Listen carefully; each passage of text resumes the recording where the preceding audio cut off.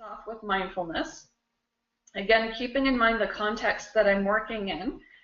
So in groups, typically is when I'm doing this with clients.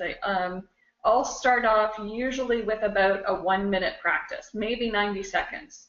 But that's to start off. And honestly, I don't get a whole lot longer than that. And we'll talk about that a little bit more later, just in terms of the limitations that many of our clients are often experiencing and the need to work with that. But there really isn't a typical practice session. It really just depends on, the population that you're working with. If I've got, so my bipolar disorder group is one area that I run the mindfulness practices in. Sometimes people are hypomanic or they're severely depressed. They can't tolerate more than 60, 90 seconds or 2 minutes at a time. Okay, so, but if you're working with a non-clinical population, you might start with half an hour. So John Kabat-Zinn and his MBSR group, his very first session and what they've been getting. And so as they start to get in touch with that and accept those things, that's them getting to know themselves better. Okay, so questions about any of these things that I've just mentioned. And again, this is about getting buy-in. It's about personalizing the skill for your client.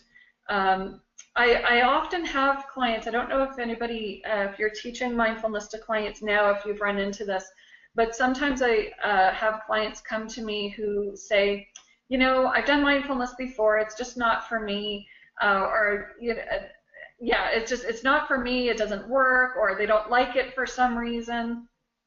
And I really find that getting the buy-in can help to kind of change their perspective on it, help them take a more open perspective.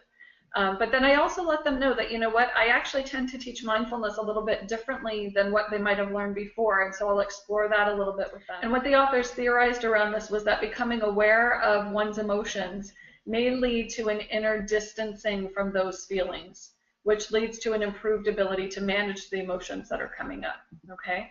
So this study, by the way, supported a study that was done by Cresswell and colleagues in 2007, where they found that the more a person practiced mindfulness, the less often the amygdala was being activated, indicating, again, less emotional arousal or less emotional intensity.